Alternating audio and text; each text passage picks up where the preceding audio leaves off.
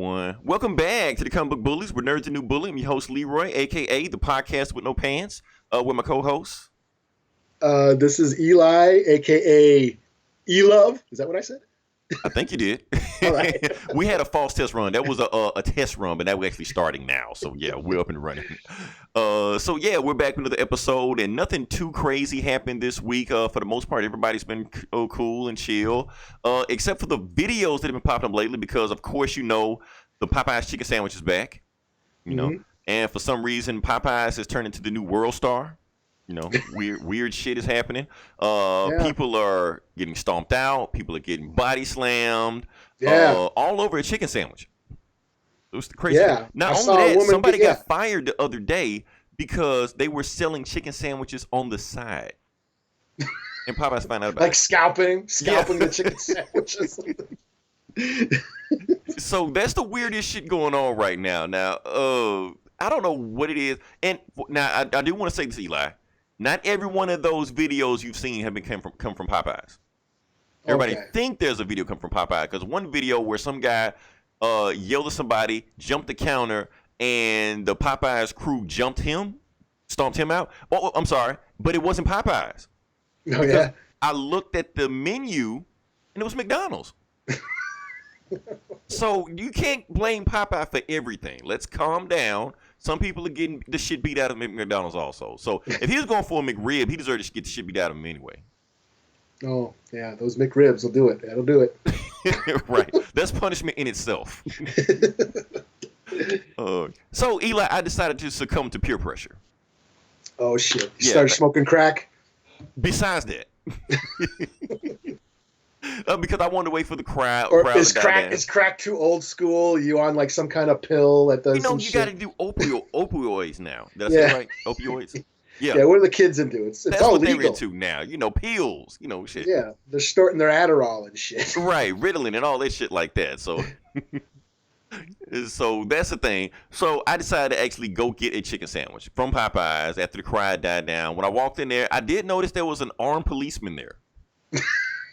Not security, like an armed policeman. Like, was he just in line, or But he wasn't in line. I thought he was eating a chicken sandwich, but he had his gun like clearly visible, like open carry. Oh, okay. He had his gun. I thought he had his. It was in a holster. It was in a holster. Yeah, no. Okay, he wasn't just had it out, like guarding. He's got his gun out while he's eating the chicken sandwich. It's my sandwich, motherfuckers. Like it's fucking Mad Max out here, you know? Yeah. Anyway, like I said, everybody has been hyping this chicken sandwich up, so I decided to actually go to the store, get a chicken sandwich. I just walked up, do you have chicken sandwich? She's like, well, of course, get one. So, Eli, I'm like, the way everybody has been hyping this chicken sandwich up, people getting the shit beat out of them and stomped out and, you know, N-words and everything like that. I'm like, this better be the best thing I've ever tasted in my life. This better be a blowjob in a box. That's what I want. So... a party in your mouth. And everyone's invited. Now, Eli, have you tasted the chicken sandwich yet? I have not had a Popeyes chicken sandwich. Okay. Eli, I'll be honest with you. It wasn't a blowjob, but I did get an erection. Okay. It was damn good. Not even gonna lie, I don't know if it was the sauce. I don't know if it was whatever. The chick behind the counter. It was something. Maybe they sprinkled crack in it or something. I don't know what they were. That was an awesome ass sandwich. I was like, okay, so that's why people are getting the shit beat out of them right now. It makes sense. You know. So, yeah. Hey, 5 out of fucking 5. Is it? Yeah, I because there's a Popeyes like right down the street from me. Yeah. And I thought I've been tempted to, but you know, every time I go by there's like a long line of cars, and you know, I'm like, fuck it. Well, the secret, Eli, you got to go to the white neighborhoods. Oh, shit. Really? Is there a I'm trying to think if there's a Popeyes in a white neighborhood around here. So you go to the hood, that's when you can get open carry and all this shit like that. But even in the white neighborhood, it was open carry police officers. But the Arabs run the Popeyes down the street, man. And they run a tight ship, I must say. Okay, you know, so they don't need police. They don't. Where they come from, the hood's here ain't shit. Like, fuck your hood. Wow, we're used to getting our heads chopped off. Like, we want you to jump over the counter and try to fight us. We are not fucking McDonald's. Yeah. Oh man, so that's what I think about that. So I thought the chicken sandwich was awesome, 5 out of 5. I'm not gonna go back there because at the end of the day, it is a Popeyes chicken sandwich, and that's nothing you need to eat every day anyway. But it was good for a nice change of pace, you know. I'm Now, trying you to know be. what? I do like the Wendy's spicy chicken sandwich with some This blue is better. cheese. This is better. Is it better than that? Yes, Okay. this is better. Okay. What is it? Is it the sauce? What kind of sauce is it? I couldn't. That's what I'm saying. I was trying to taste it, but it was. They wasn't. They didn't overdo it with the sauce. Okay. But it But was is kind it of is like it like a spicy? Is it a spicy flavor? It was or like is it slightly spicy. You know, it was like a little spicy, but not too spicy. like Buffalo Ranch or some shit? Something like that. It was like that. You know, it was like their own special sauce they had. Okay. But it was not too much. It was just enough in there. You know, the chicken actual meat was nice and thick. You know, girth. No, you can't use girth in a way without being sexual. A succulent fat, Right. a breast. So it Succulent was just, I don't know, man. I just loved it. But I'm not gonna go back. I just had fun with it that time. So that's my review of the Popeyes chicken sandwich. Like I said, hopefully everybody will calm down. We won't get any more, people getting the shit beat out of them later on in videos popping up, stuff like that. Hopefully. So that's all I got. Eli, I know you had something you want to talk about. 'Cause you had a big weekend. I did have a big weekend. Yep. I went to a con yesterday here in Minneapolis, Galaxy Con, I guess it's called. First I've ever heard of it. They used to have the Wonder or Wizard Con. Used to come through here a few times, but I haven't heard anything about that anymore. But this is Galaxy Con. It was huge too because there was like motherfuckers from the Guardians of the Galaxy. Like Michael Rooker was there. Nice. Because I think you showed me. We talked about this last year. Yeah, he saw him walking around. Karen Gillian, Nebula. Oh Saw man, her. my crush. Ruby Yeah. Roundhouse, Killer of Men. Oh, you didn't see that movie? That's right. I did not. I don't think so. Batista was there. Saw him. Nice. Michael and this was Coulter. right. This was during the time doing the whole James Gunn controversy. Yeah, Yeah. yeah. So I saw Michael Coulter too. That's a big dude. That dude's big, and he was sitting behind a desk. Nice. And I was just walking by, you know what I mean? So he's a big dude. Luke Cage, yeah. A bunch of people from like Doctor Who, cast members were there. Was Doctor Who there? One of the doctors was there. Okay. Not Tennant, or I think Tennant was supposed to be there but canceled. Okay. But who else? Oh, I was really tempted, so tempted to meet William Zabka.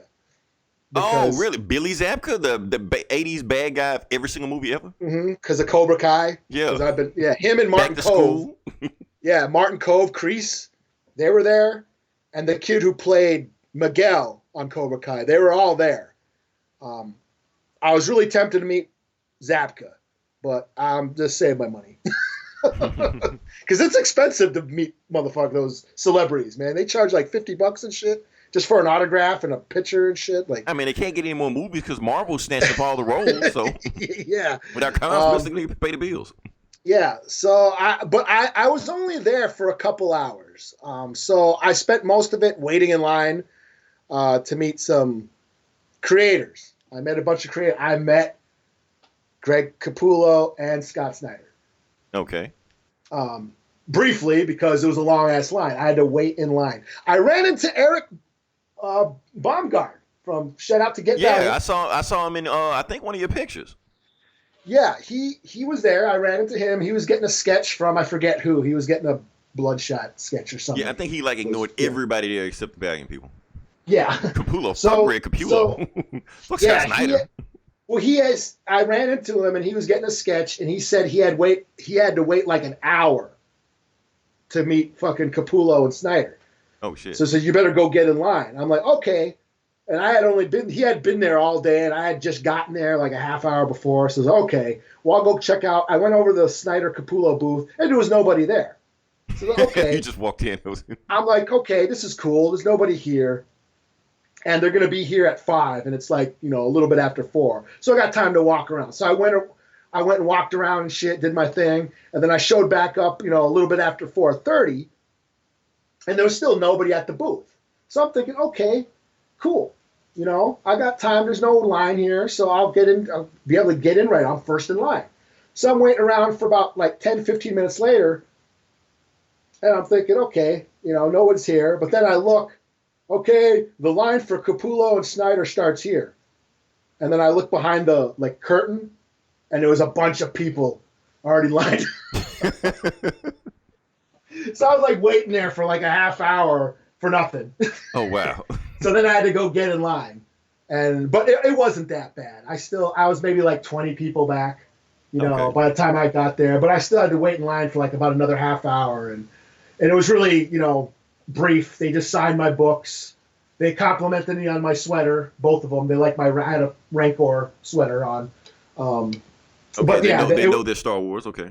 yeah. So they just kind of signed my books, and it was a bunch of, there was a lot, a long line of people, so I didn't get to conversate with them that much.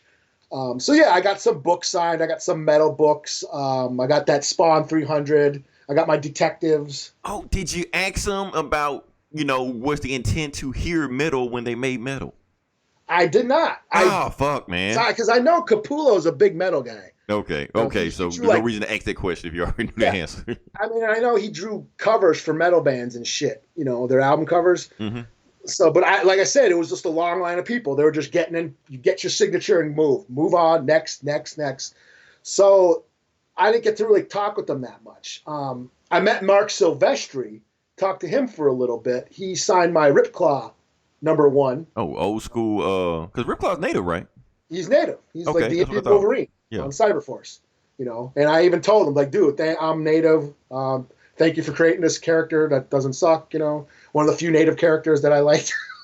He says he's coming back. He's trying to bring him back. I mean, you got to bring back the whole. It was Cyberforce you were with, right? Yeah, They had there so has many been X-Men different teams. Yeah. I get them confused, but yeah, Cyberforce was actually pretty awesome. Yeah. I met Peter David. Okay. He's the one I really kind of got all giddy for, because I had him sign my Hulk 340. Now, how was his line? I mean, because they said, you just told me Capullo's line was wrapped around the block. How was Peter Davis' line? No, he was gone. He was doing a panel when I tried to get him, and so I had to wait for him to come back. So when I circled back and he was there was nobody. He was just chilling there by himself. But so I went there, I was like, dude, hey, sign my book, and that's one of my all-time favorite comic books. When Grey Hulk fought Wolverine, and it was the shit. It was such a big deal back then. Wolverine punches right through Hulk's chest and shit. Yeah. And then Hulk had a healing factor. It just blew me and my friends' mind back then. So that book I had that same book since I was a kid. So Didn't McFarlane draw that book? McFarlane drew that cover. Yeah, that iconic cover with Wolverine's claws, and you see the Hulk's reflection in the claws. Yeah, that's an iconic cover. Yeah, McFarlane drew that. So he signed that, and I was getting all giddy. I was like, do you mind if I take a picture? And he's like, yeah, wait. He was eating a donut. He was like, let me finish chewing first. Trying to take a lunch break, Eli. Yeah. So yeah, I didn't get anything signed by him, but I said hi to Jim Starlin. Whoa, Jim Starlin was there? Yep, he had a That bunch should have of. been the line around the block. There was no one there. What the fuck? I mean, there was people there, and he just said hi to The me. dude made Thanos. Yeah, he had a bunch of Thanos prints and Adam Warlock shit, at his booth. Wow. Yeah. Who else was there? I feel that's just disrespect, man. Yeah. Tim Seeley. I met him. Talked to Okay, him for a Long little Halloween, bit. right? No, that's Sales. Oh. Seeley, he did Hack Slash. He's done he's done a lot of Valiant shit right now. I think Eric got him to draw something for him too. He did a Bloodshot book. So Okay, cool. I got his Bloodshot book signed, #1, and then I got my Hack Slash books because I used to be a big Hack Slash fan. Mm-hmm. And he even said, he's like, holy shit, dude, you read the fuck out of this because my copy's all beat up, So I got that signed by him. But I was trying to get my Detectives 1000 signed by a lot of people.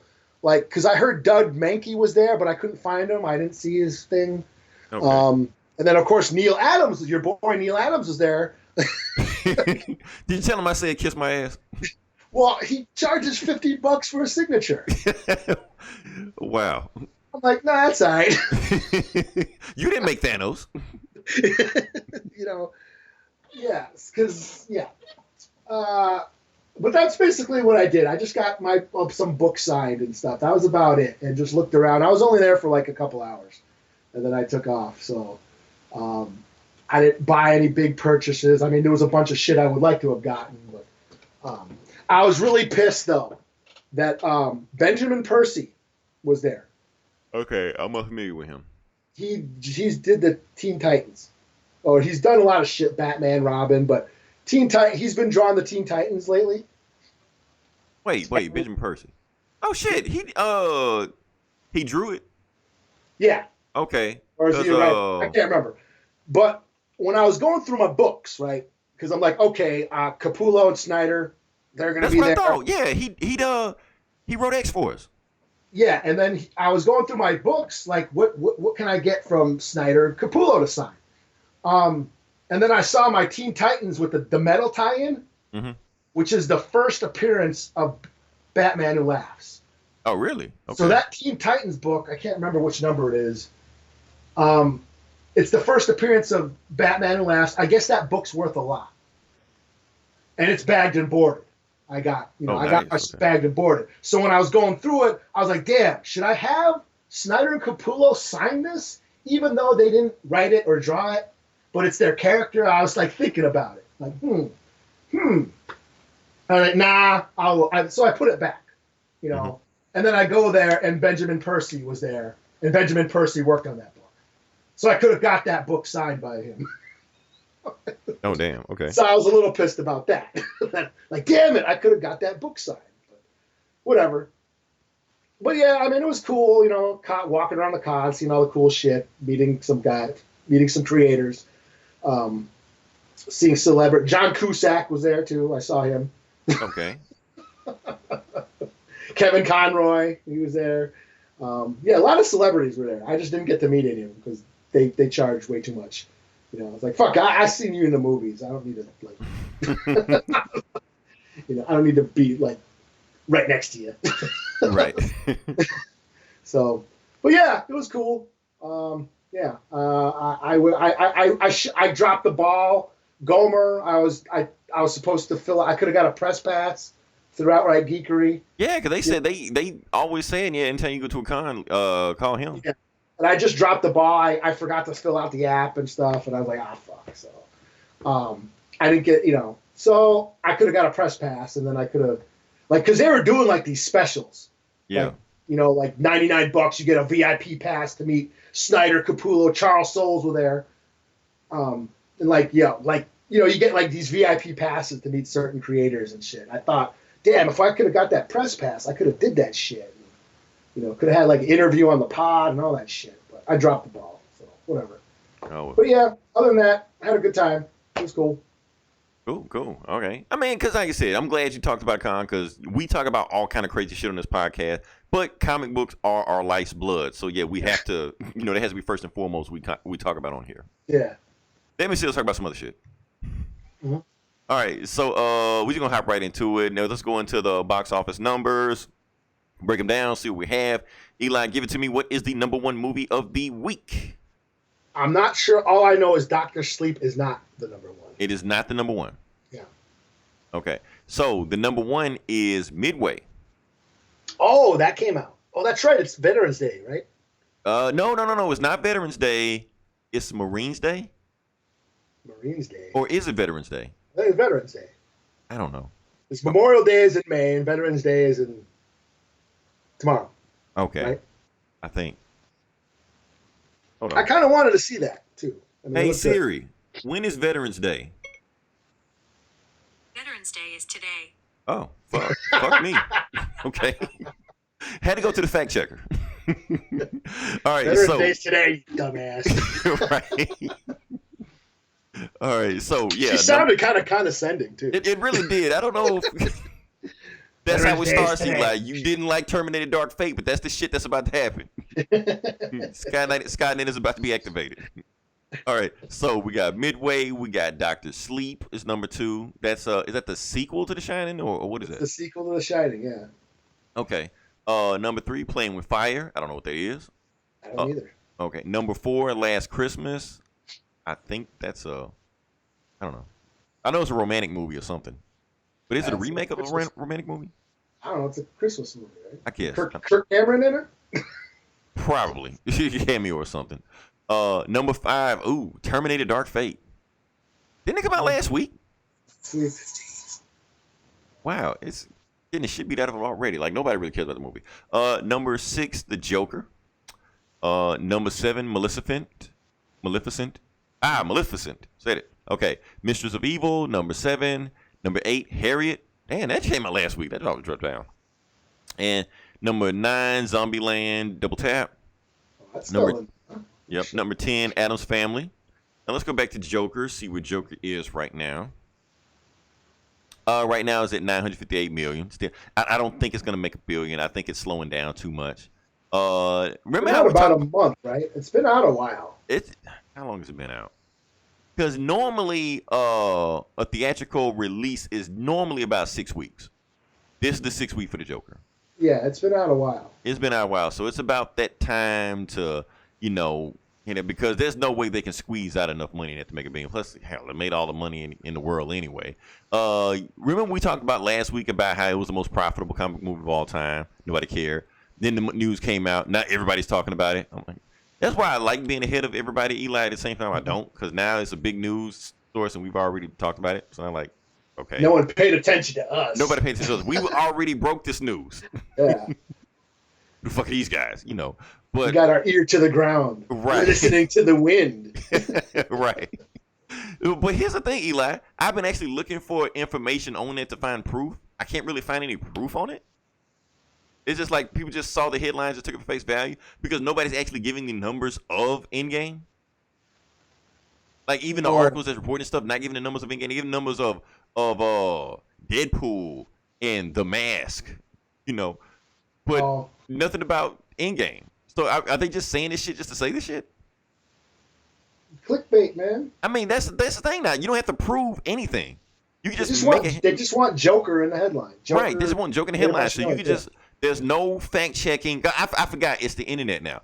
There's no such thing as fact checking. There's no such thing as checking your sources. You can just say and do anything, whether it's real, whether it's fake. No one cares.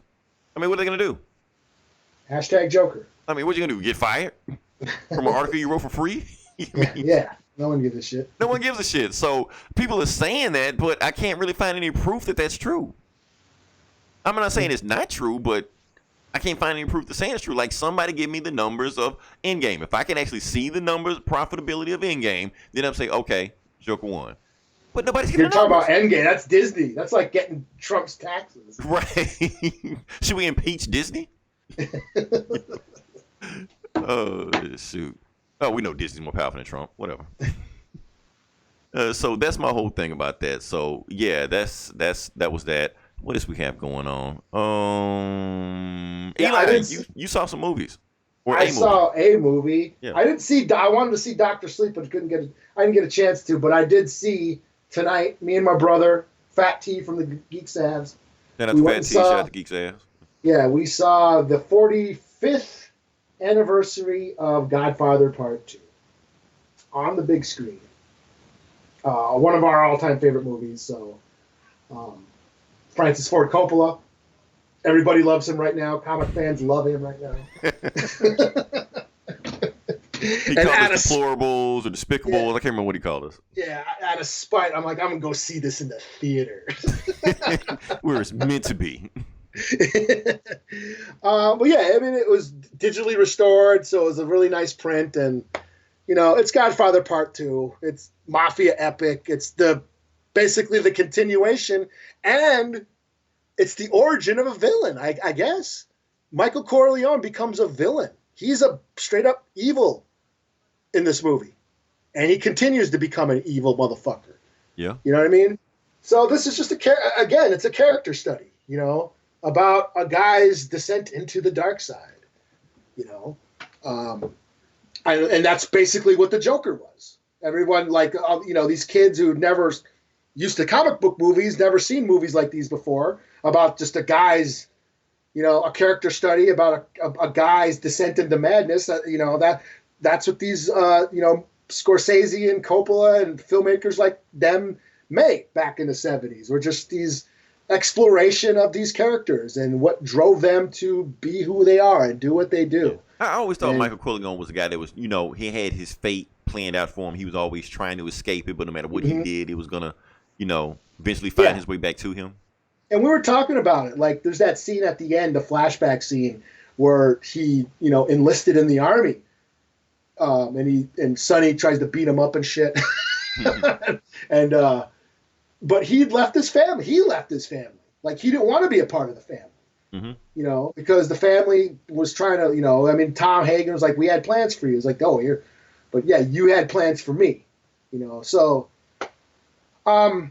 yeah, he always sort of ditched his family first. So when part 2 comes around, and you basically see him, he's trying so hard to protect the family, but in turn, he ends up losing his family.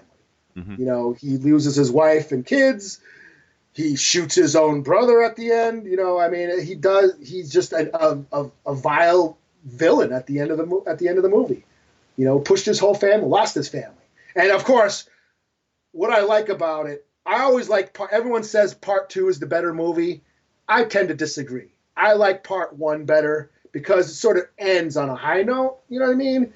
Where even though it's a gangster movie and it's about the mob, but the Corleones sort of win at the end, So Right. Saz has some sort of uplifting ending. It's not so much a happy ending; it's just a badass ending, So I like that better than the part 2 is just a tragedy, it's just straight up tragedy, But what makes part 2 awesome is the flashbacks of young Vito, played by Robert De Niro, Right. and which is like the quintessential Robert De Niro role. He barely says a word.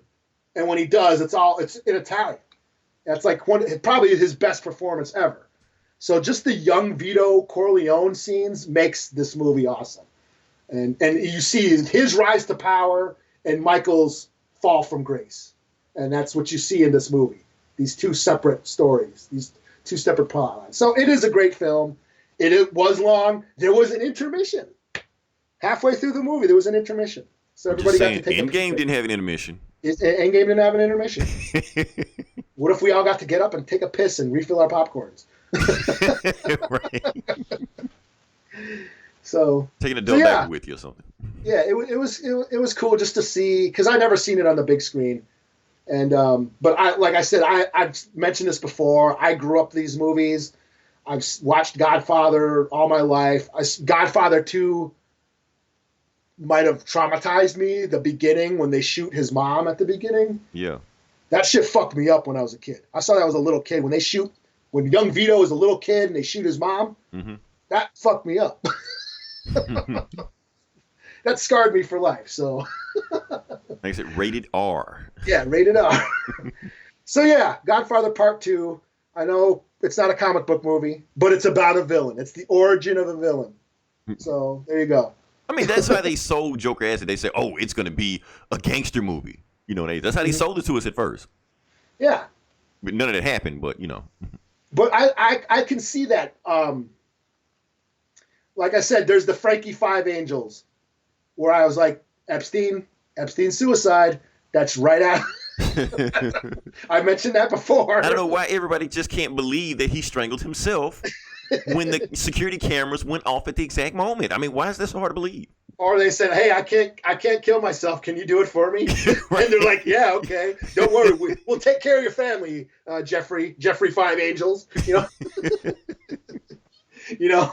And then of course the senator.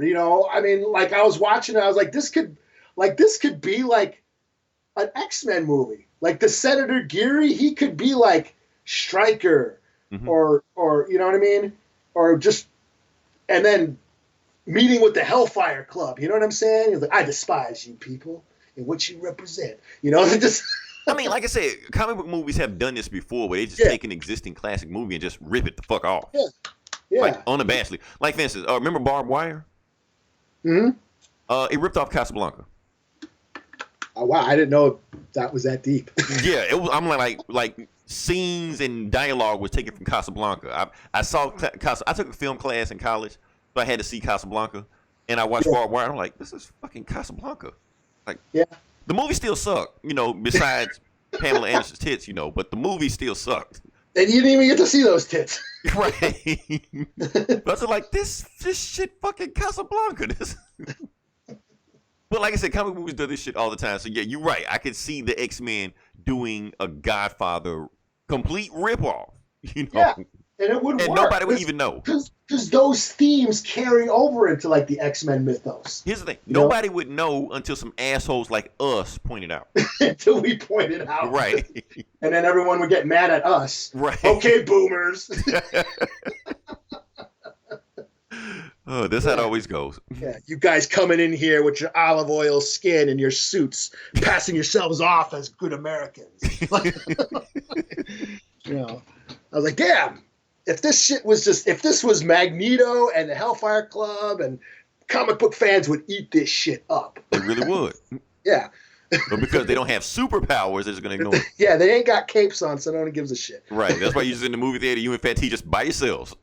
Yeah, and although it was a lot of old people, a lot of boomers in there with us. Missing the days of real cinema. Yeah, but me and him were probably the only ones laughing because we had seen all the little digs. Here's my offer. Nothing. We're like, fuck yeah. I mean, but that's the thing. That's the thing. I don't want theaters to die because it's just like you said, you went and saw Godfather classic. You saw it on the big screen. People keep saying, oh, I don't need to go to the theater because I had this 80-inch big screen, stuff like that, and the surround sound. I don't have that shit.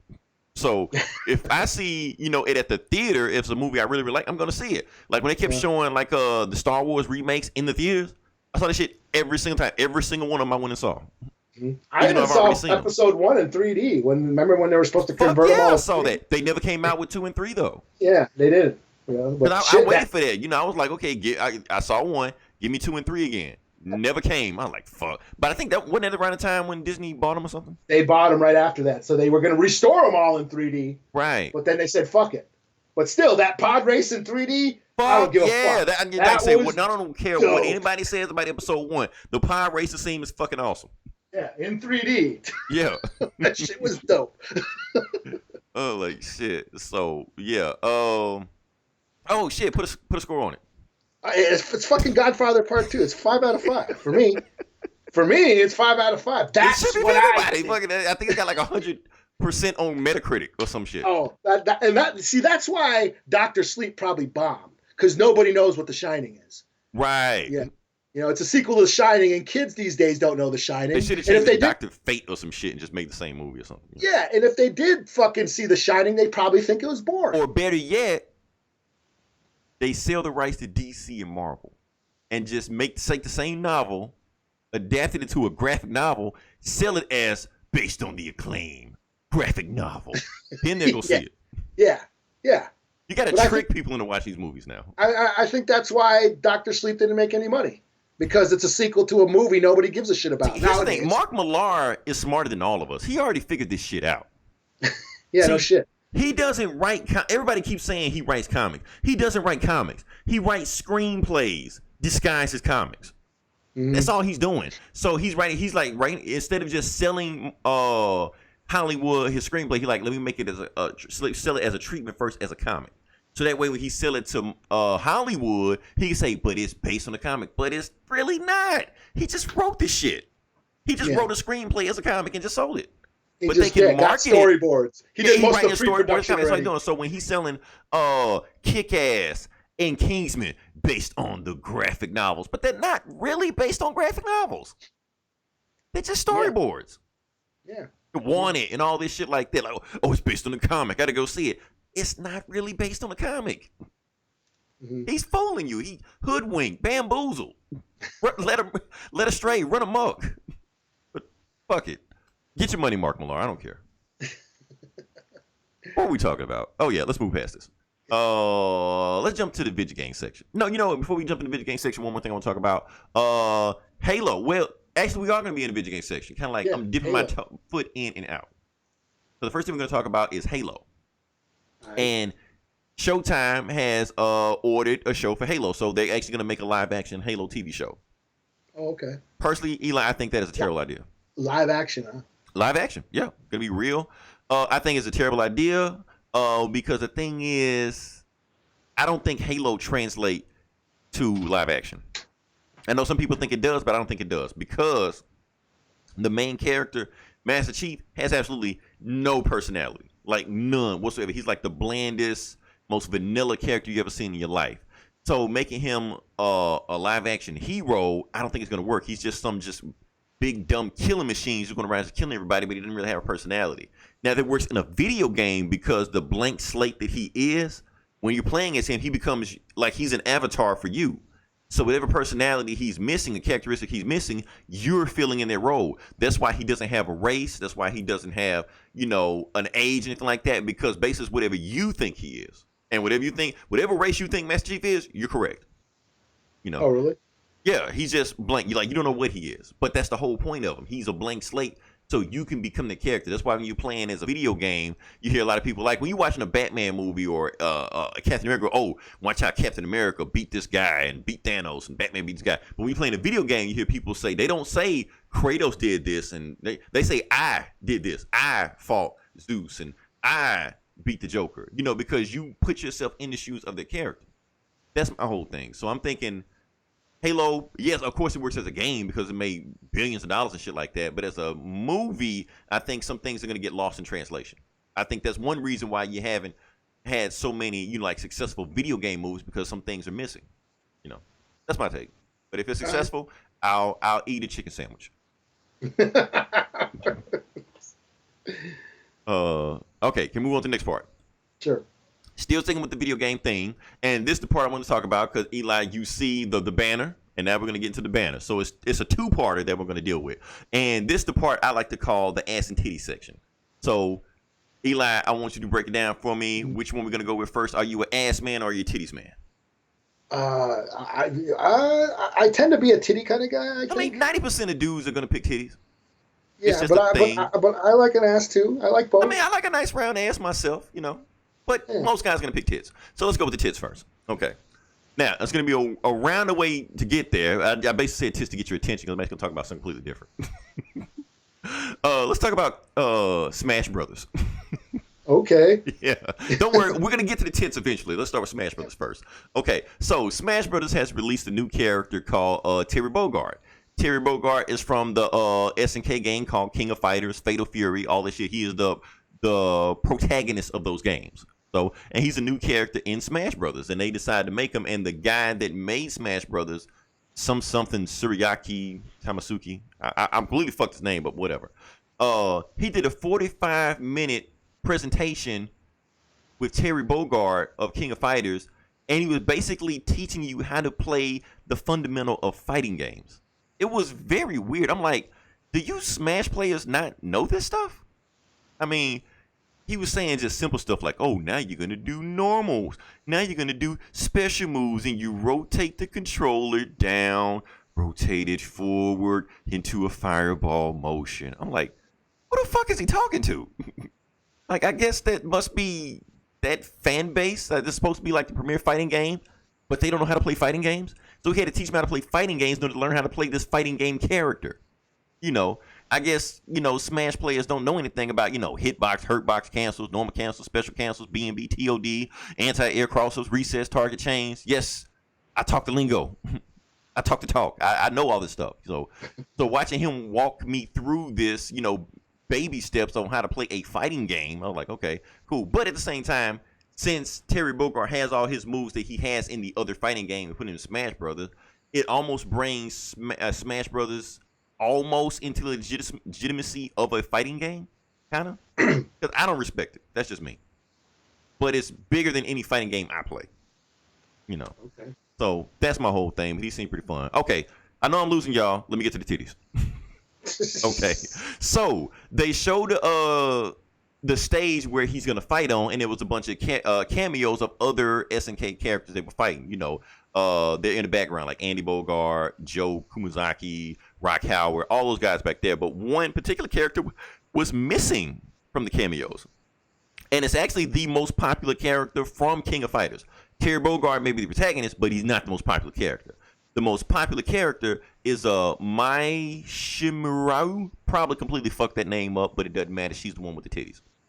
So, The reason they removed her from the game or banned her from the game because he flat out said her boobs are too big for the young boys and girls who like to play this game.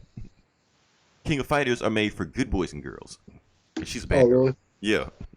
So you can punch chicks, but you can't see their tits. Basically. See, that's why serial killers exist. Because of frustration, huh? So, but you know what, Eli? Everybody was getting upset over about this, like because like I said, Mai is such a popular character in King of Fighters. There was one game that she wasn't in. There was King of Fighters 12 because they were like redoing the graphics like that. They had to rebuild all the character designs from the ground up, and they didn't put her in there because I guess they were rushing the game and they didn't want to take the time with her. So people were pissed and boycotted that game, and it was like hashtag no Mai, no buy. So when they made the new game, they actually saved her, addition as the last time. And every time they release a new character, it's Mai in it, it's Mai in it, it's Mai in it. And then they released her like, oh yes, I'm talking about titties just as big as ever. Everybody was just like dancing in the streets and shit, because she's gonna be in the next game, So yeah, fighting games got too much time on their hands.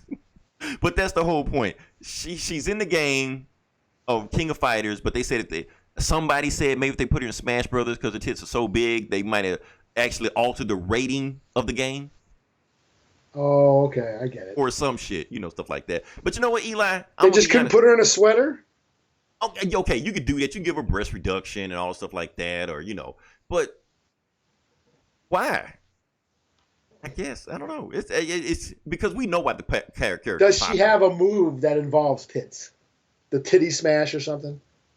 Not really, but her every animation is like when she's just standing. You know how in every fighting game like Ryu, when he's just jumping up and down and he's breathing in the stance. Well, her stance, her titties jiggle. Okay. Yeah. So that's the thing. And then her winning pose when she wins, like she does like a titty bounce or something. So she motorboats somebody. Right, that's like a special move and shit. So that's her thing. So honestly, Eli, my whole thing about it, I'm actually glad they did that. Because here's the thing. The moment Terry Bogard was announced for Smash Brothers, I get a phone call from my nephew. He wants to buy Terry Bogard because he sees the commercial of it. And he wants to buy it because he's never played him before, but he looks like a cool character. So I went ahead and paid the money for him and let him buy it. Now, I don't want to have the conversation with a big titty ninja in the game with him. I want to save the conversation later on. Now, when he's older, I will be that uncle and have the conversation with him, But for now, I don't want, him to see it, and my mom is sitting there, and he's sitting in this big titty ninja in the background, titties bouncing, stuff like that, and he's 5 years old playing a Smash Brothers game, and she's mad at me, I don't want to have the conversation, Yeah. It's weird enough, people come over and you see a Dead or Alive game sitting on your counter, you're like, okay. So yeah, so I'm completely fine with them leaving my big titties out of the game. Save it for later. Save it for another game. Leave it out of Smash Brothers. That's not the type of game. We know Smash Brothers is the game for younger kids. Yeah. No reason to put this stuff in there now. So that's my thing. They're just gonna be Koopa or whoever the fuck, anyways. Right. That's the thing. let them play that. All right. So we got that. Can we move to the ad section now? Sure. Okay. Yes. Now, here's the part we're talking about, the ad section. Okay, because there was a news report came out the other day that this fighting game player, like I said, we're sticking with fighting games, has got married to an Instagram model in Japan who is a booty model. Oh, no shit. In Japan? In Japan, yeah. He's Japanese also. Oh. So she's a Japanese booty model. I went on her Instagram page, for research purposes. News, yeah, it's the news. And I'm sitting here like, how the fuck did he pull that off? And then I realized, and I saw some fighting game player, and I actually recognized the player because he was actually like a Evo championship like that. So the player's name is Fudo. Okay. So one of the greatest fighting game players of all time. He actually was a virtual fighter player at first. He was so good at the game because the thing is, Virtual Fighter is the hardest fighting game you can ever play. You play that game, and you get at the game, you're basically a robot or a machine or some shit like that. So he quit that game, switched to another game in Street Fighter, went to Street Fighter the next year, won Evo, the biggest tournament on the planet, in 1 year, beat everybody because he was so good at another fighting game. I guess he's so good at fighting games he can pull big booty Instagram models and marry them. Well, he must have that. He must get paid. He must get paid. I know what you're thinking, Eli. I mean, he must have much like that. So remember we talked about this last year with remember the weather chick from Mexico? Yeah. With the big booty? Okay. So she was engaged to the Call of Duty player. This ain't that situation. Have you ever seen that Call of Duty player? No. Okay, that dude had abs on top of abs on top of abs. Okay. He basically looked like if he wanted to try for Captain America, he could be him. You know, this ain't that situation. This Fudo looks like he plays video games for a living. But he's still able to pull this booty model. So I'm thinking like, damn, is his Street Fighter skills that good? He can pull a booty model? It made me want to go back in the lab. Eli's like, I'm not training hard enough. So that's what I'm gonna do from now on. I'm just gonna stay here, just play Street Fighter until Rihanna or the AT&T chick calls my phone. Rihanna ain't got a booty. She's got I'm a a tense forehead. man. Either one, whatever. Yeah, so that's but at the end of the day, the main thing I want everybody to take away from this is what Uncle Leroy's trying to tell you. Shoot your shot. So what if you look like you play video games for a living, you do play video games for a living? If you see a booty model, Instagram model, shoot your shot. Go for her, say something, slide in her DMs or something. You might get shot down or you might be Fudo. Yeah. And pull an Instagram model. He has an Instagram model. Your dumb ass is doing No Nut November. You know, pick your poison. Yeah. Go for the goal. Swing for the fence. Yeah, exactly right. If you're doing Nut November, you're a dumbass. Thank you, Leroy 2018. That's how serial killers are made.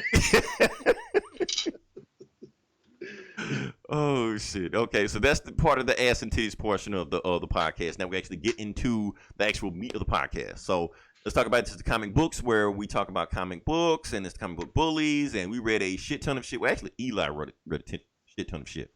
Mm-hmm. So this pretty much just going to be the Eli show where I'm going to go smoke a cigarette or something like that. Well, I don't smoke cigarettes. I don't know. Drink some water. Something. You could do that. Chew some bubble gum. I don't know. Well, I thought you read a lot of the same shit, so. Yeah, but you read all the same shit too. So it's just like, it's just your show. But I guess I could start off and do X-Force number 1? The X-Men? Okay. It's on the banner. Go ahead. It's on the banner, so I'll do that one first, and then the rest of the show I just give to you. Okay. So X-Force number 1. Now, Eli, you didn't read this at all, right? I did not read this. Okay, so pretty long book, but I'm gonna just breeze through it as fast as possible. Basically, the book starts off with this, of course, this evil organization. I think it's all nothing but humans or mankind or whatever like that. And you got this guy talking who's got this weird mask, look like the Black Mask from Batman. And he's got this bodyguard with him who's this big-ass dude, look like Bane from Batman. And he's surrounded by this evil organization who's all wearing masks, look like the Court of Owls from Batman. I'm just like, okay, what the fuck is happening here, right? So anyway, he's telling everybody to pull out the blade that's under your napkin that you're sitting down with, and I want you to prick your finger. And I want blood to spill from your finger because we got to test to make sure that everybody in this room is not a mutant. Because if I find out you're a mutant, my buddy here is going to spill a lot more blood than that little bit prick from your finger, you know. They walk around the room, and he points to one woman. He says, I don't see you pricking your finger. So she takes a glove. She's like, okay. She takes a glove off. Her glove is, her skin is like pale white. And she like, it took a lot of luck for me to get in here. And they're like, she's a mutant, get her. And we already know who it is. Of course, it's Domino. Domino starts beating the shit out of people, stuff like that, smacking left and right. The not Bane character gets the drop on her and knocks her down. And then we don't know what happened to Domino's afterwards. All we know is that the X-Men, Professor X sent her in there for a reason. But ever since that incident happened, he hadn't heard anything from her since. And it's been like a few days from now. Another scene, because now it's a pretty cool scene right here, where Beast is just walking through, the river. He's scanning plants and trying to, discovering the plant life of Krakoa. And he gets jumped by this mutant wolf. So apparently they have mutant animals on Krakoa. He's about to get attacked, but Wolverine jumps out, getting ready to save him. Beast's like, no, leave him alone. Don't touch him. He's like, well, don't touch him. He's like, yeah, because I want to study the animal. He's like, and Wolverine's like, Beast, you didn't even see the animal jump you. And that's the problem with Krakoa right now. We're so safe, we're so comfortable that it's dulling our senses. We were at the X Mansion, we was on high alert at all times. Now we're at the point we can't even tell that mutant animals can jump behind us at a moment's notice. That's the thing. Krakoa is making us soft because we're feeling like we're too safe. And that's going to make us a target down the road. Trust me when that happens, cut down later on. Like I said, Black Tom Cassidy is back. He's running the island. And here's the thing: the Reavers are back, but the Reavers are humans, and they actually hijack a plane to try to infiltrate Krakoa, because you can't infiltrate Krakoa directly. Only way to do it is from very, very high up top. So they parachute in where the X-Men don't know they're there, and they're wearing psionic helmet blockers, so Professor X can't even sense them. Like, none of the telepaths can even sense that they're coming. So all they know is that the mutant family is walking around, something like that, shopping, stuff like that. Next thing you know, red beams on the head, boom, shot in the head. Like, what the fuck? So they're getting sniped left and right. They don't know where they're coming from. Professor X like, oh shit, I didn't even sense them coming. But obviously I know why they're here. They're here to assassinate me. So he takes off running because he knows they're coming just for him. So they're down there just killing off every mutant they can. Wolverine, Beast show up. Jean Grey show up, try to take him out as fast as possible. Wolverine tries to jump one of them. He gets riddled with bullets, just shot the fuck up.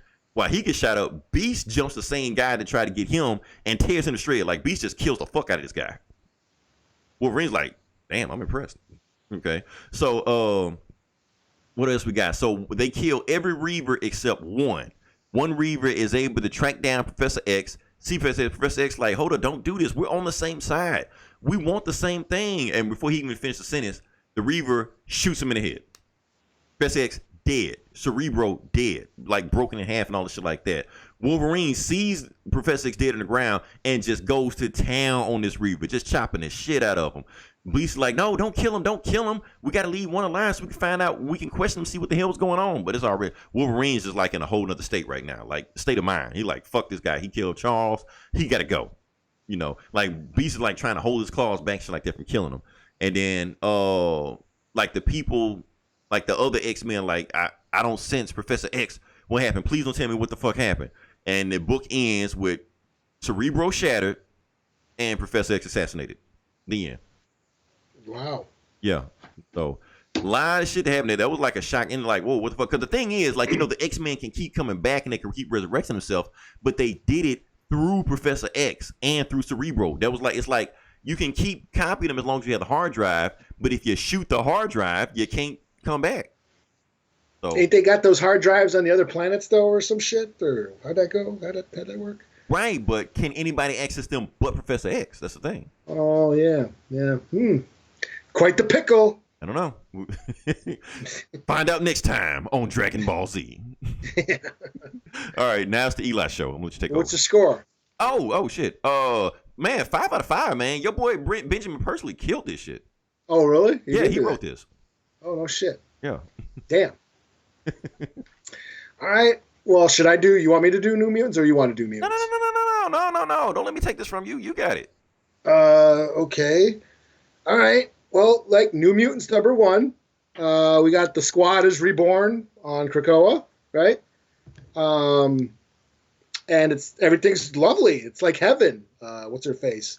Rain Sinclair says. Yeah, Wolfbane. Which actually Wolfbane's died last year, and it was a huge deal. Like, it was all in the news, shit like that. A member of New Mutant dies. I think Wolfbane dies. It was like a huge deal.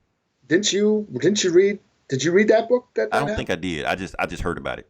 I think Comic Cast did. I don't know. Okay. Yeah. Well, basically, this is basically the gangs back together. We got the old school lineup back together, getting into some shit like they always do. They go to space with what do they call the Starjammers? Yeah. To go visit Roberto's family somewhere in Shi'ar space territory. They're going to get Cannonball. Okay, whatever. So they go to space. They're on this pirate ship, and they go to this like really fucked up, Mos Eisley spaceport, scum and villainy area. And what's that guy's name? I forget his name. Corsair. Corsair. He says like, yeah, you guys got to stay on the ship because this place is rough. It's not a place for kids. There's this like fucked up religion cult that like converts everybody and shit, and they make slaves out of you and all this shit. So we're gonna go. We got a job to do. We got to steal some shit because we got to sell it. And we got a job to do. So you guys wait on the ship. So they go do the job, and the mutants are like, well, fuck that. Let's go save these slaves, And so they decide to leave, and magic like teleports them to where they're gonna go steal the shit, and it's like some egg, and the Starjammers show up, and they're like, we need this egg, we gotta go sell it.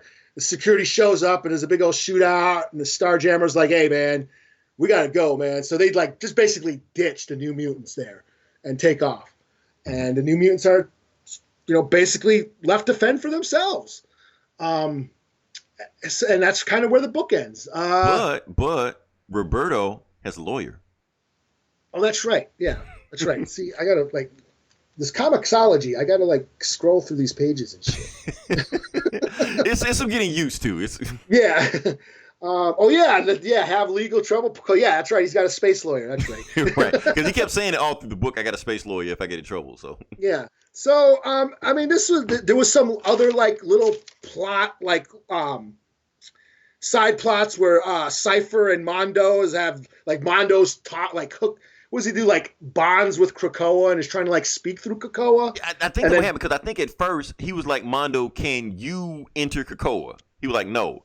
Then I think he talks to Krakoa. Krakoa, can you enter Mondo? You're like, yeah. Yeah, and he does. He possesses him, which is really weird. I don't know what that means. I don't know if that... he invaded his body without his permission. Yeah. You can read it however you want to. So is Krakoa gonna be a character now? I don't know. That's just weird. Right. So that's just weird. There's that and there's conversations, it gets really deep and philosophical, Rain Sinclair's being reborn, and there's that conversation between her and Sean about leaving the past behind, and this is a new Krakoa's dawn. Heaven, Yeah, this is a new dawn of a new age, and let go of the past. Kill it if you have to. Danny and Roberto are talking about the history of mutant kind and all that stuff. But yeah, other than all that weirdness, but actually when you think about it, that the New Mutants were always kind of weird like that. Even back in the day. Even the art. Did they ever have a comedic tone like this? Yeah. They were definitely going for comedy in this book. Because they were always teeny boppers. They were always teenagers. Okay, that's another issue I have with this book. They're adults now. They grew up in the book. Yeah. Well, they're reborn, right? I figured that's what this was. They're reborn as kids again. But only one of them died. But I thought Roberto was running the Avengers last year. Oh, I don't know. You're getting into continuity. Technically, they should be but that's the thing. They should be in their 40s. That's the thing. Okay. Look. So Hickman wants to pretend like they're in their own continuity, but they keep referencing other continuities. Because Cannonball has been in the Shi'ar Empire ever since the New Avengers, which was in 2012. So that's where he's been the whole time. So now they're just oh yeah, he's in. Let's go get him in the Shi'ar Empire. I like that whole annihilation and bullshit like that. He was all in that shit. So they're referencing this shit. So this whole Krakoa shit is in the Marvel Universe continuity. And this is why I don't give a shit about X-Men. Because it's in continuity when they feel like it's to be in continuity. Yeah, I just thought, they can reborn. They're making them kids again. I don't fucking know. They're kids. New Mutants. They're the teenage X-Men. They again? Okay. They're or else they're not. I don't know. Cannonball is married with kids now. So I haven't really read any of this shit in ages, so I don't. I just remember. That's what I'm saying. He married a Shi'ar guard, and he got a bunch of kids and shit like that. So he's gonna show them and they keep calling them kids, the Stargem keep calling. Oh, I don't even like kids. Get the fuck out of here. They're not fucking kids. They grew up. Yeah, didn't Danny Moonstar become a Valkyrie? And, right. They just pretend that shit existed. Yeah, fought Hela and all this shit. And right. Was Magic, she became Queen of Hell and shit. Yeah. But now they're kids again. They're kids. Okay. Cypher was in House of X. Right. Cypher was communicating with Krakoa. Right. He's been in House of X. So, and he was a kid there. I don't know. I guess. Maybe we're nitpicking. I feel like that's a nitpick. You nitpicking, man. Okay, I'm No. You're doing it too. You're right there with me. I can't, but I'm looking past it because this felt like the old school shit. I mean, and I get it. You gotta let some shit go. You know.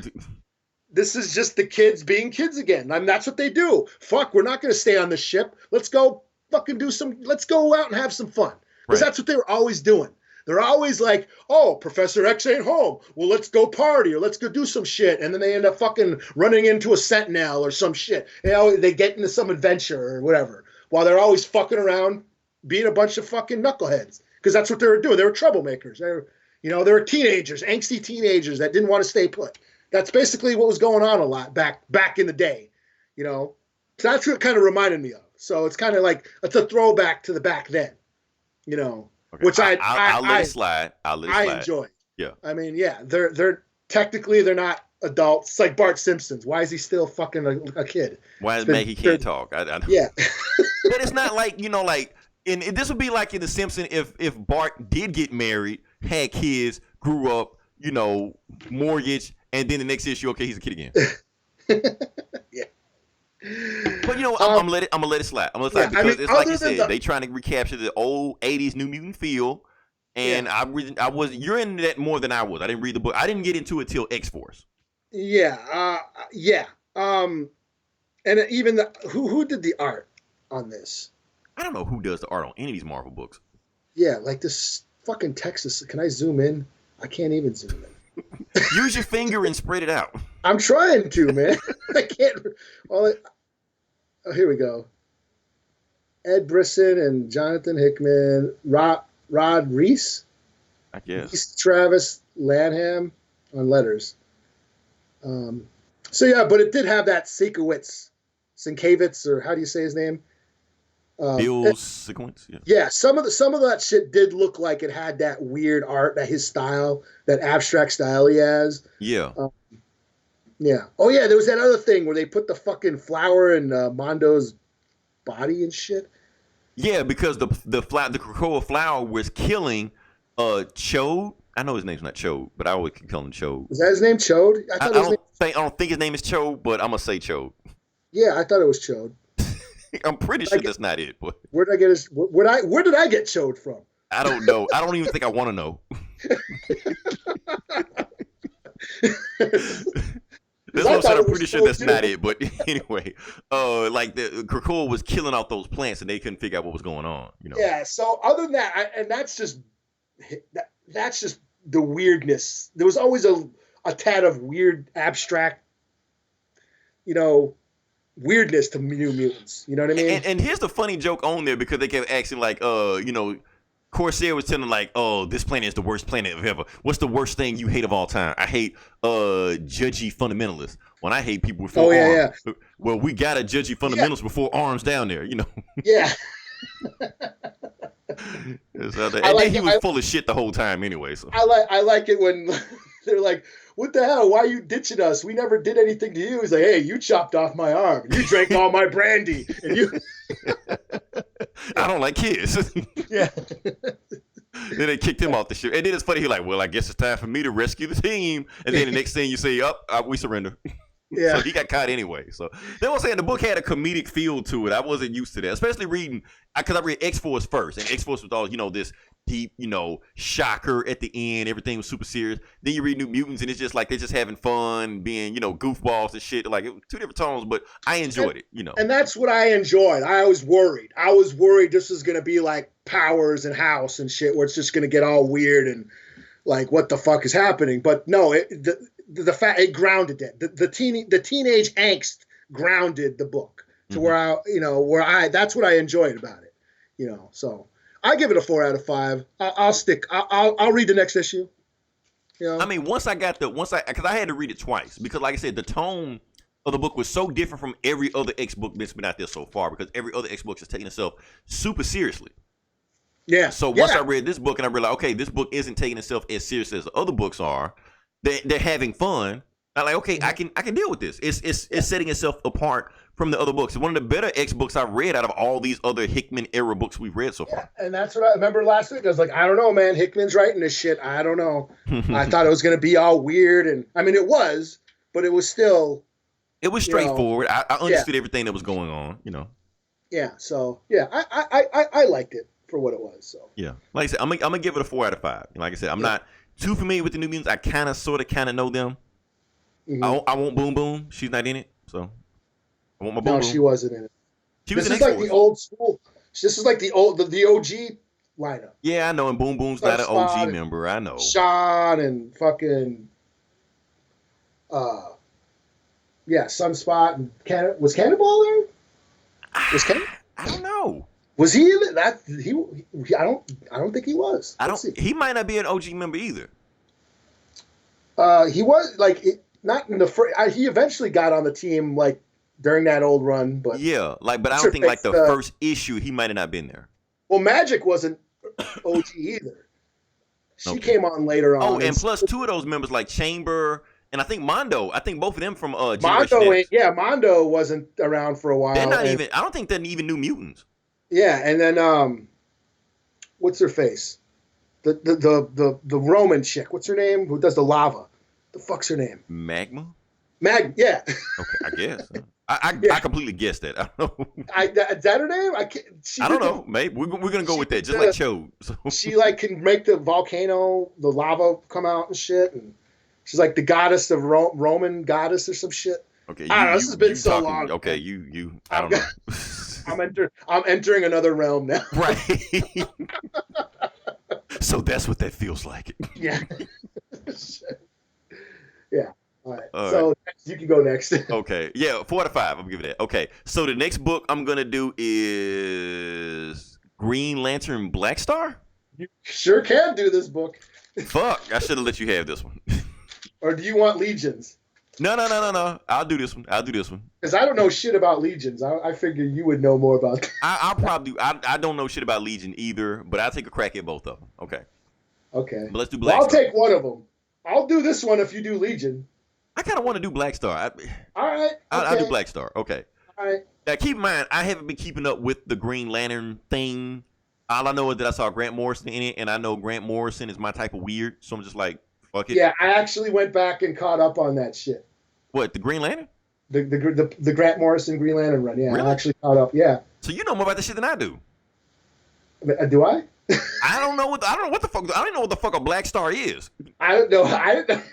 Well, Black Star. Yes, I know they're the rap group with Talib Kweli and Mos Def that came out in 2005. I know that. That's the only Black Star I know. I don't know a Green Lantern Black Star. That's the with the Beelzebub and shit, the vampire. Yeah. Okay, let me just dive into it. If I fuck up, just. Well, do you know what happened at the end of that run?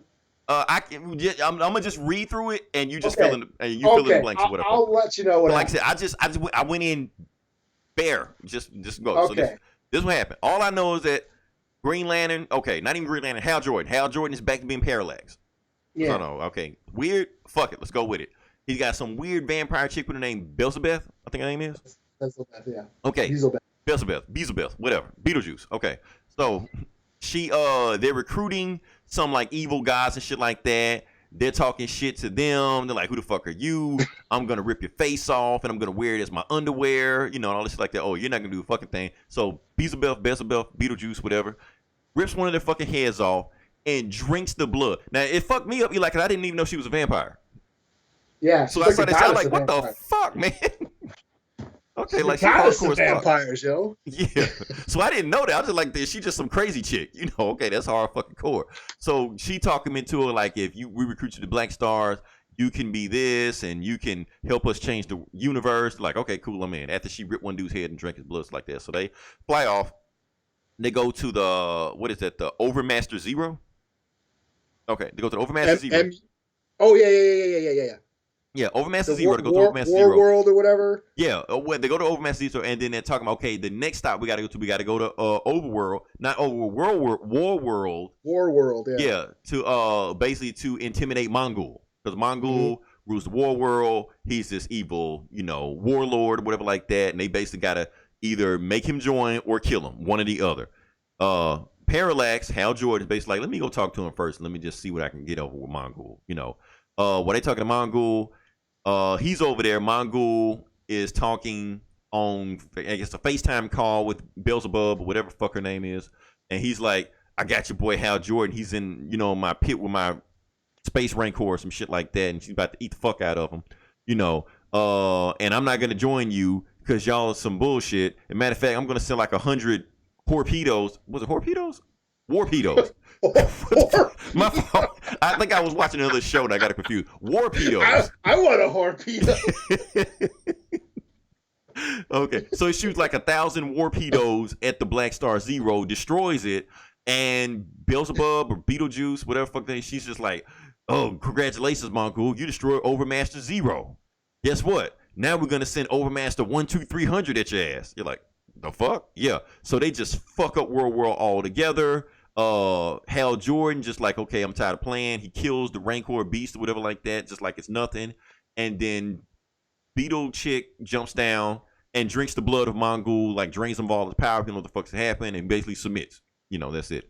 So you say, it will take thousands of generations to get you to submit, so I'm going to remake you instead. Yeah.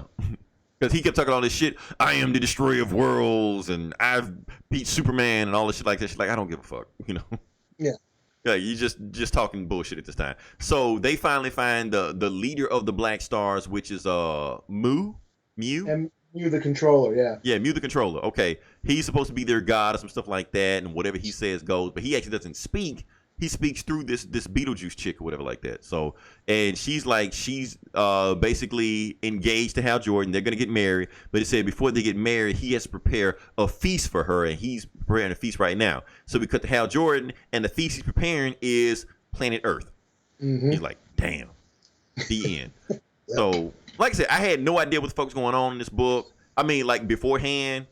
I kind of just pick up the pieces, because that's how I rate how a comic book is. I should be able to take a comic and at least know the general idea. I mean, I know every single detail that happened, but I should at least be able to pick up the general idea. For the most part, for a Grant Morrison book, I was at least able to figure out shit. Yeah, for the most part, it is weird. That Grant Morrison shit, the run is weird as fuck. But basically, this is like a whole new reality. Like what? This whole, what's going on in this book is almost like an Elseworld. Because like in the last issue of Green Lantern, Hal basically he was about to die. And Beelzebub basically said, okay, you could either die or we got this, I forget what it was called, like we got this thing that will destroy the universe or remake it. That you could remake the universe right now. But you have to join the Black Stars to do it. So, okay. I did briefly read that last issue, the Miracle Machine. Is that what they call it? Yeah, something like that. That was in Final Crisis, which also Grant Morrison wrote that bullshit too.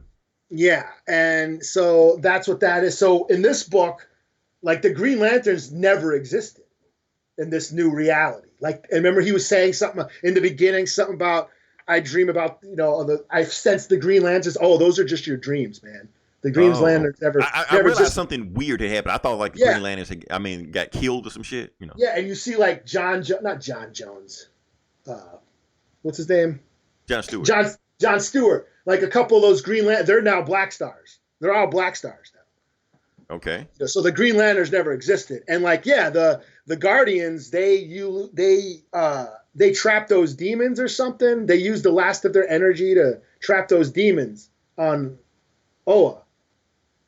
And then said, and then when she goes down to like, you can join us and help us remake the universe. Yeah, that's what I was confused about because they're on Oa, but I don't see any Guardians, I don't see any Green Lanterns. I just see these weird ass looking demons and shit.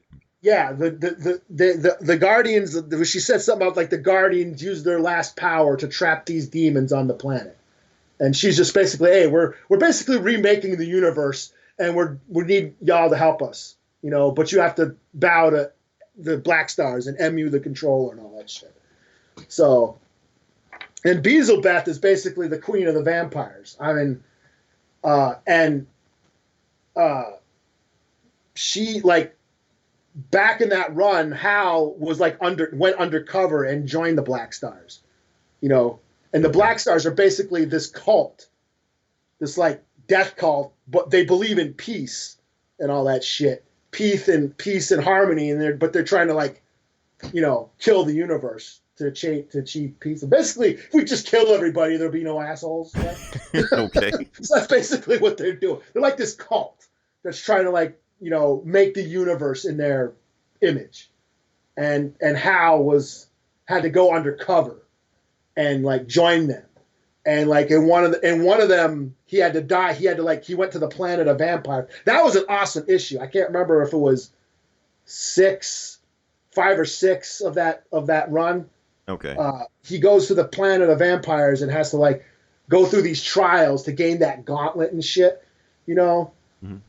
And at the end, they're like, okay, you got one more task to do. You have to prove your loyalty, and you have to so you got to kill this guy. And it turned out to be Adam Strange. He had to kill Adam Strange. What? Yeah. No, not Adam Strange. Yeah, but in the next issue, it was just all a ruse. See, he shot him, but it was just like it was like on stun or something. He just put him in a coma. Oh, gotcha. Okay. And then he goes to MU, who's like read his mind and shit. It's like, okay, we know you're undercover. We know you're working for you're still working for the Green Lantern Corps. But we need your power, because they were trying to get inside his ring and shit. Yeah. And they're like, we know you're undercover, but you know what? If you join us, blah, blah, blah, blah, blah, we'll bring about peace and all that shit. I can't remember what happened, but then Hal ended up getting trapped inside the ring. And that was an issue. Holy shit, that was weird. Yeah, he gets trapped inside his ring. And the ring he meets the soul of his ring, and it's a chick. That was another weird issue. Yeah, this was a weird run, man. It's Grant Morrison. What do you expect? Yeah. So. And so, yeah, that last final the final lead up to this whole reality getting rewritten was, all kinds of multiverses and, Green Lanterns from Earth this and planet that. There was like the Batman lantern and the hippie lantern. Like, it's just weird. There was like a dude who looked like a stoner, but he was a Green Lantern, but he looked like a hippie and shit. So I'm gonna stick with it because they said the next issue he fights Superman, but since you said this is an alternate universe Superman, it's supposed to be like an asshole Superman. Something, yeah. So, and this is only a 3 issue. Yeah. Yeah. So I don't know what they're doing. I don't know where, but it's weird. I'll stick with it because I liked it because it was weird. I'm gonna give it a 3.5 out of 5 just because I didn't know what the fuck was going on, but it seemed interesting enough that I do want to pick up the second issue. Yeah. To see what the fuck is happening. Like, okay, Hal Jordan is evil, but whatever. Okay. Yeah, and the thing is I've never been that familiar with Green Lantern. So I went back and read some of Jeff Johns because I got the DC Universe app and all those comics on there. Now the Jeff Johns, some of the Jeff Johns shit, that's like some of DC's best books. Those Green Lantern books he read, especially did you read Rebirth? I didn't read Rebirth. No. Rebirth. Did you read Sinestro War? No. Should I read those? I'll read those. Yes, the fuck you should. Yes, read Rebirth first and then Sinestro War. Sinestro War is fucking nuts. Yeah. Well, the New 52 shit, that was with John Jones, or not John Jones. What the fuck's his name? John Stewart. John Stewart. Yeah. I keep saying John Jones. I went back and read some of that Jeff Johns shit just to get familiar with the, with the terms and the people, Polywog or Kilowog, and, all that shit. But yeah, I enjoyed it for what it was, especially that. What's that dude's name? Liam Sharp. Sharp? That dude's art, holy fuck. You should have read his Wonder Woman run. His Wonder Woman, that shit was insane. The art he was putting into. Well, he did that Brave and the Bold shit with that was cool too. Yeah. But yeah, I was kind of bummed that he didn't he did the cover, but not the artwork. And stuff. I still like the art in this book though. Whoever did it. It was still cool. Yeah. Yeah. Yeah. But and matter of fact, a reason because I do want to know everybody. Shameless plug. We did a YouTube review of Green Lantern #3 on there, and it's one of our biggest videos we have. So everybody go check that shit out. Was that the one with the God guy? Yeah, where Green they Lantern were, versus like, God. That's the name of it. So just type it in, planets? you'll find it.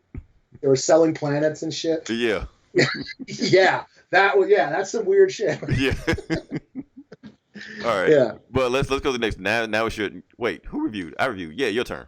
Technically, you reviewed that book too. You want me to do Legion? I got to do Legions. I'll do it. I don't know. So basically, Legion of Superheroes. Brian Michael Bendis, his new book. Yeah. So Superboy gets time warp, like what, the 3,000 years or how many thousands of years? I think there's 1,000. 1,000 years into the future. I think. Yeah. Let's And go with that.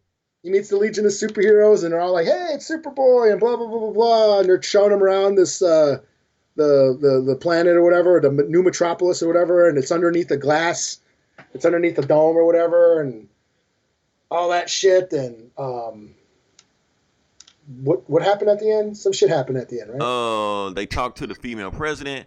Female president is pissed that they plucked Superboy out of the past. Oh yeah, that's right. And they zoom in on her, and we're supposed to be shocked or something. And it said to be continued. To be continued. Yeah. Yes. No. I mean, are we supposed to care who she is? I don't know who she is. I didn't know. But who they Harley made it is. seem like it's supposed to be a big deal. Like, it's her. Like, who the fuck are you? I didn't know. And they found, there's some drug dealers that are after Aquaman's trident. Yeah, because they haven't seen it in 1,000 years, and then they found it. And yeah. because they thinking the oceans have dried up, and they thinking Aquaman's trident can bring the oceans back or some shit. Okay, sure, I'll buy that. Yeah. Okay, whatever. Other than that, I just read this because I thought you were gonna read it, and I just want to know what you were talking about. I read it because I'm like, okay, it's Legion. Because here's the thing. Bendis was just dipping his toe in the water with Superman. They're giving Bendis the DC universe. He's just going to get bigger and bigger because he's already doing this. He already doing Young Justice. He already doing Naomi. Now he's doing the Legion. And now he's just going to get more and more books as it goes along. So Bendis is slowly becoming a virus that is taking over DC. So you kind of got to know where he's going to understand all this shit because that's how Bendis is. Like, you miss one Bendis book, you don't know what the fuck's happening. So I read this simply because Bendis is they're giving Bendis more and more power. So I'm like, I got to read this shit because I know for a fact this shit is going to pop up eventually later on in one of those Superman books. I'm not going to know what the fuck what's happening. Even though I read this shit and still know what the fuck's happening. You know. Yeah, I didn't know. And I'm not a DC guy, so I just didn't know. I mean, the thing is, the very little bit that I know of the Legion of Superheroes is basically this. Superheroes in the future, they go pluck Superman out of the past. Superman chills, not Superman, Superboy. They pluck Superboy out of the past, hang around with him and bullshit like that, blah, blah, blah, send him back to the past, and that's it, you know.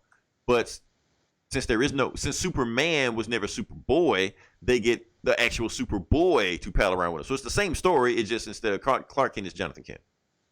Okay. Yeah. That's pretty much all I know.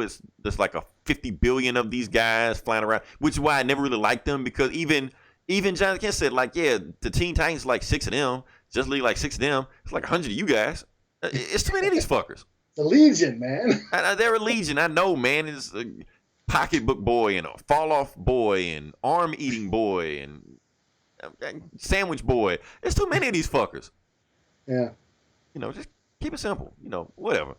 I don't care about book number 2. I don't give a shit. Yeah, I'm not gonna read the next one. I read this shit, and honestly, out of all the books we read, most of them was pretty fun. Like I said, Black Star, I knew not shit about what the fuck a Black Star was, but at least I'm interested. I read this shit, and I was like, I don't give a shit about Planet Gotham or Planet Bloodhaven or what the fuck ever. Fuck this book. Art was cool.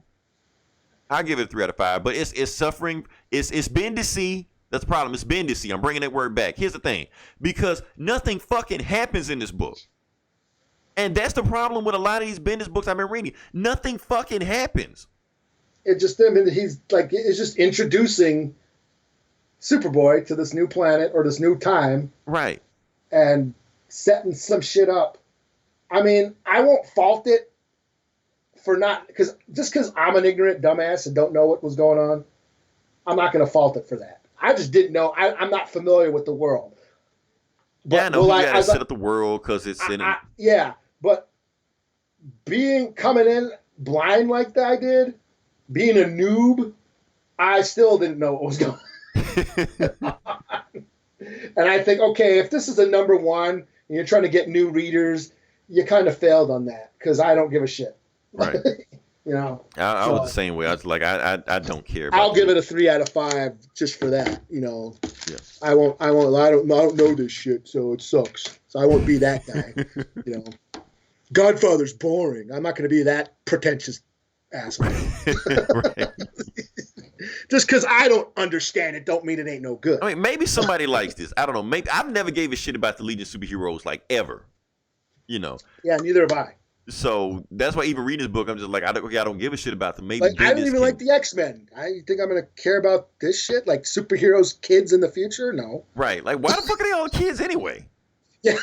That never made any sense to me anyways. It's just like, I never gave a shit about the Legion of Superheroes. They keep popping up. They keep shoving Wasn't down that like the shit in House of X we didn't care about? Or Powers of 10? Yeah, they keep 1,000 years in the future. Shit, like all this shit 1,000 years in the future. Like, why you keep shoving this shit down our throat? We don't care. Yeah. Well, here's a whole book about that. Right. Oh shit! Like, we don't care. Stop giving us future shit we don't care about, basically. Yeah. So, all right. That's all I got. You did all my books, so. Oh, really? Oh, man. You reviewed them all. I got all the. I got to talk about Batman, you know.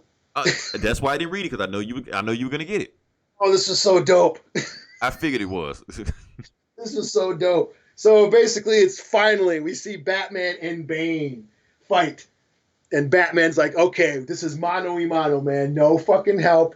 No masks, no suits, no Venom. Just me and you, toe to toe, skin on skin."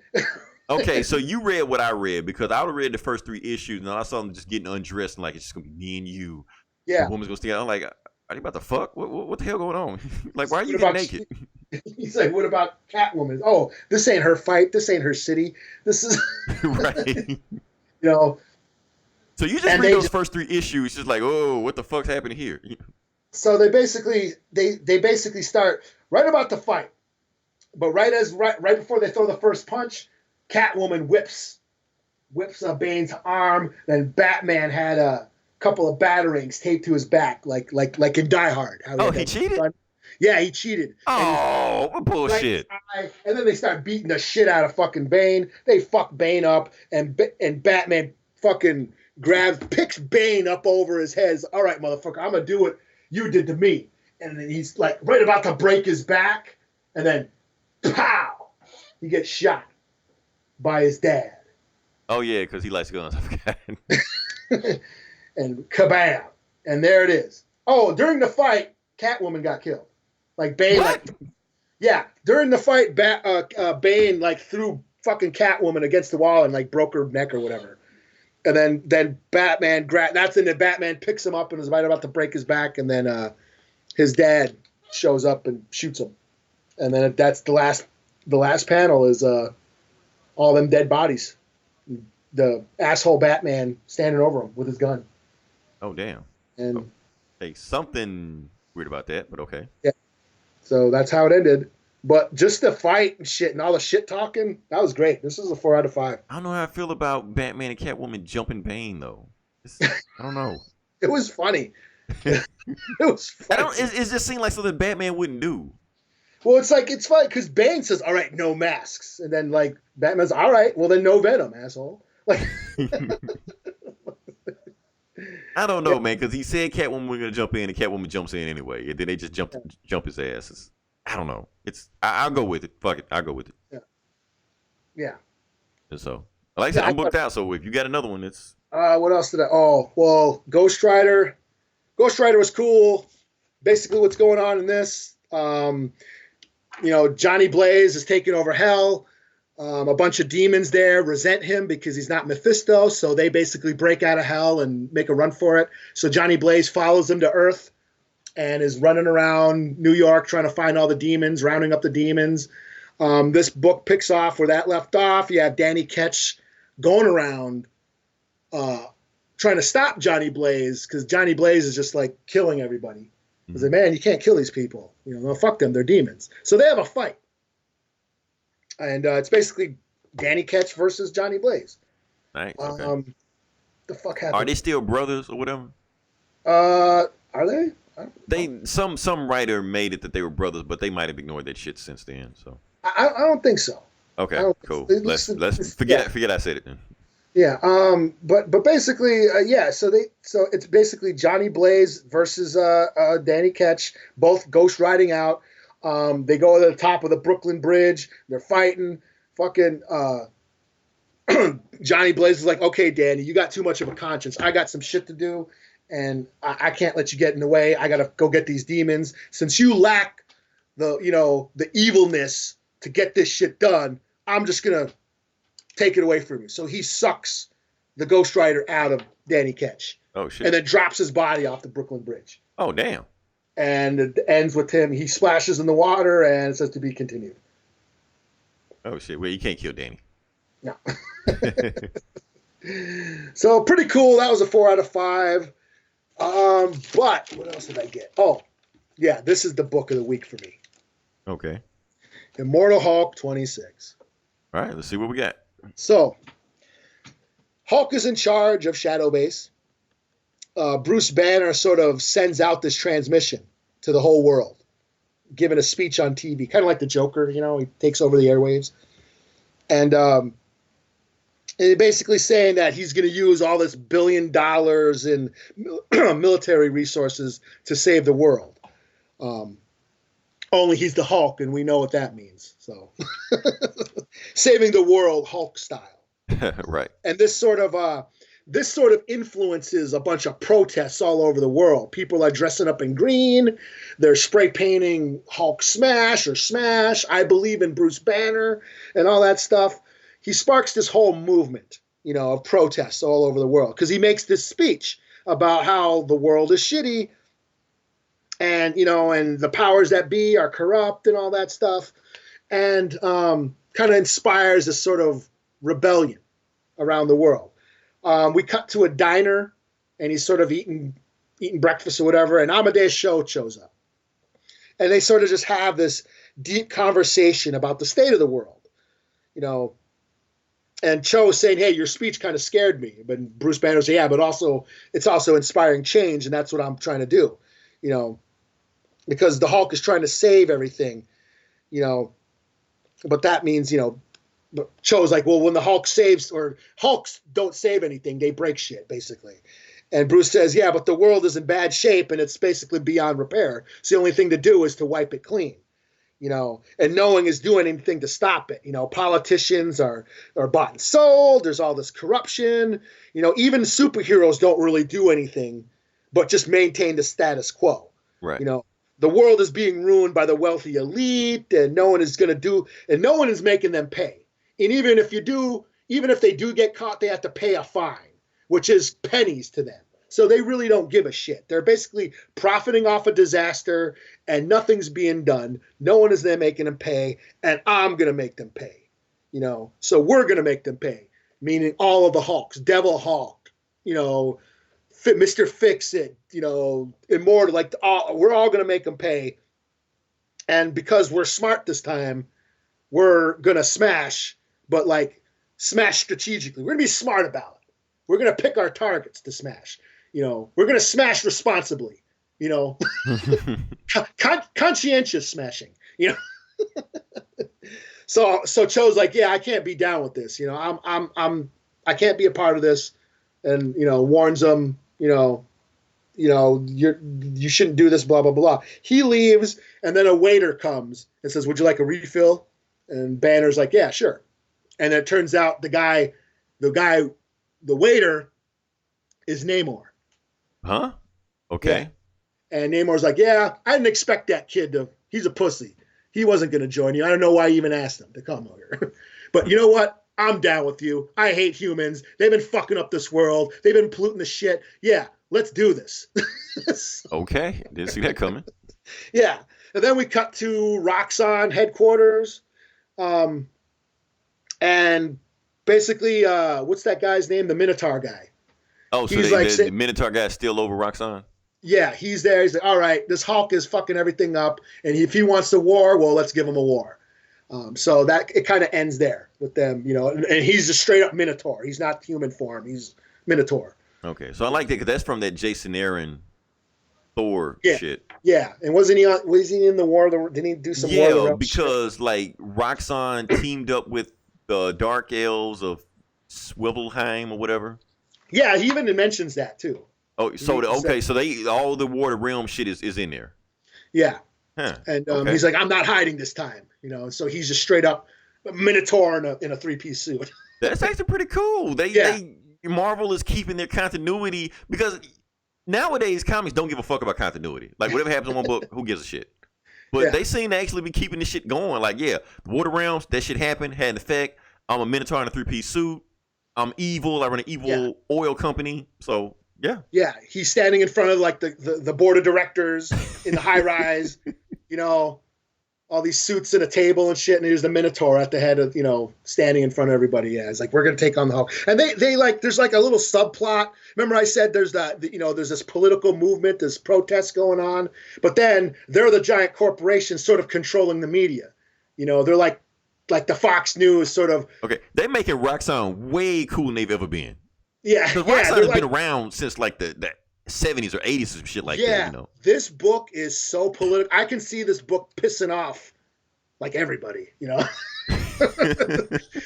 loved it. I thought this was great. It gets way political. They're basically making Roxxon into this big giant corporation and sort of like controlling the media, sort of dismissing the Hulk, making him look bad. You have all these disc jockeys and like a Rush Limbaugh sort of disc jockey sort of talking shit about the Hulk. We got, what's her name, that reporter, sort of, we got to smear the Hulk's name, kind of like, how like Jay Jonah treats Spider-Man. What I mean? They're trying to do that. So there's sort of media smear campaign on the Hulk and shit, trying to control the Hulk's image because there's all these protests going on around. People are like dressing in green and spray painting, I believe in Bruce Banner and all that shit, But it really dives into the nature of anger. And that's what I dug about is like anger, how everybody's just angry these days, Everybody's just mad because their life sucks. And we get into these political debates and arguments, and it's like there's a reason for all of us to be angry. Because, whether you believe in climate change or not, or environmental disaster, or the wealthy, the inequality of wealth. I mean, these are all problems that exist, and we're all still angry about it, and we're all sort of picking at each other. And that's the point of the book, is like everybody has a reason to be angry. And that's the source of the Hulk's power, is anger. So I thought that was just brilliant. Like, this is, 5 out of 5 for me. After that last Hulk book where they went to space and shit and the Hulk devour or the Hulk breaker of worlds, all that weird shit, this is like, whoa. And Namor shows up.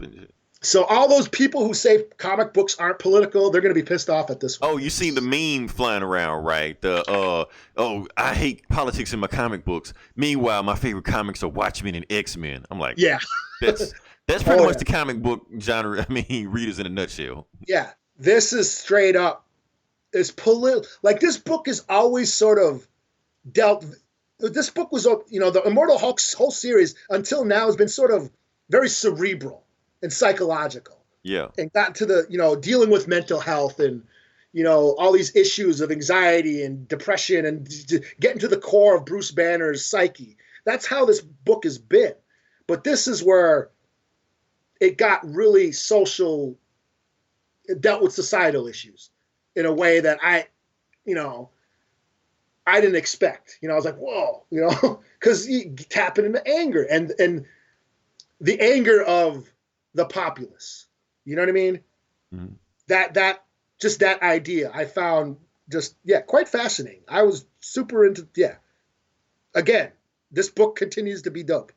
26 issues in, and they really haven't faltered. Every issue has pretty much been awesome. Yeah, and I think that's all I got, right? Okay. I mean, that's all the books we got, and we got an epic one here.